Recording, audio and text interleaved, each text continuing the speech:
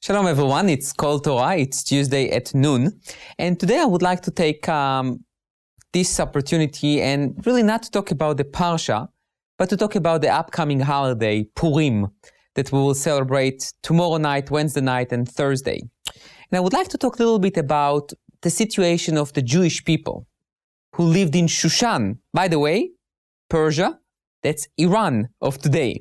And I would like to talk a little bit about their situation. And I think it's very, very relevant to us nowadays in the United States. When you think about what's happened, it seems to be that there was a major decree, a very severe decree against the Jewish people. Haman was planning to kill every Jew. Me'ish ve'ad isha, from a man to a woman, minar ve'ad zaken, from a youth to an elderly person, taf ve'nashim b'yom echad, babies, children, women, men, everyone, to kill, to annihilate the Jewish people in one day. And you ask yourself, what was so wrong with the Jewish people there? What did they do? Why were they, quote unquote, were receiving such a decree? And I'm not talking only about anti-Semitism. Haman was an anti-Semitic probably, couldn't stand the Jews. But from the Jewish perspective, what's happened to the Jewish people in Shushan? How come that they became so hated by Haman? And I would like to suggest the following thought. Obviously, a thought is not a justification. It's not a reason.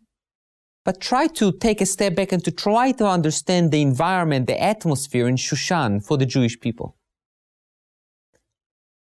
As we know, as Jews, we have a very, I would say, funny position.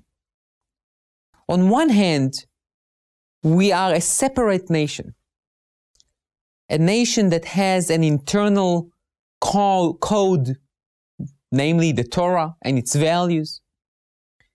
But at the same time, we are what I will call a very much of an international people.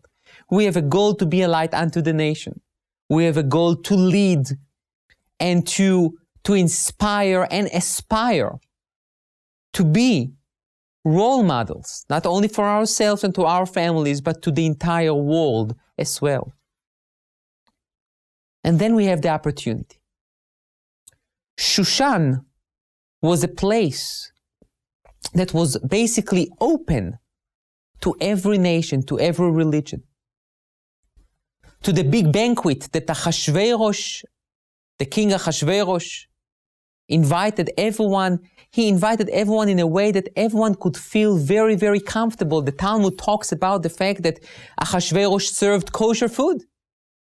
Probably it was glad kosher. And kosher wine, kosher meat, everything was kosher. And invited everyone. And when you read a verse that seems to be so simple, I think it's a very shocking verse that says the following: Lechol ha'am hanimtzaim b'Shushan, to every nation that happens to be in Shushan.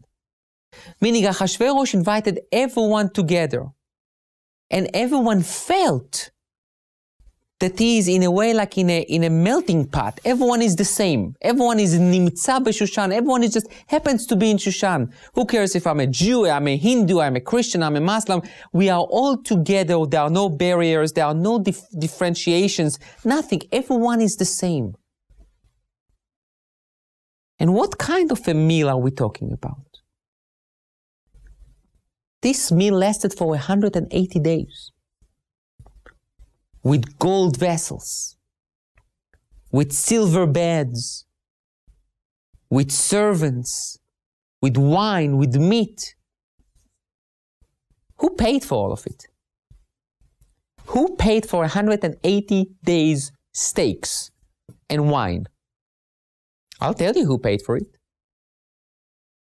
All those miserable people in the other villages are not in Shushan, not in the capital, that they were taxed and being abused in their farms, in their fields.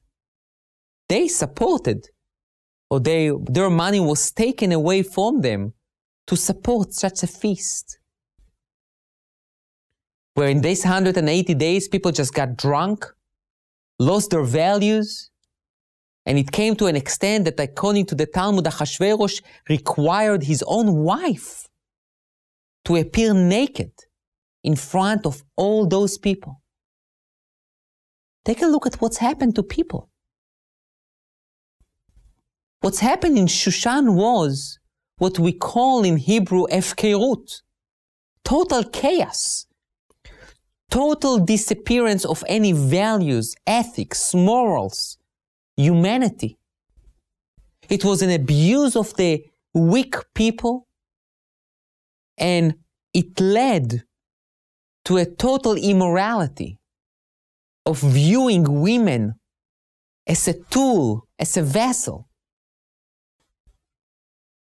In this kind of meal, in this kind of an environment, Jews should not feel comfortable.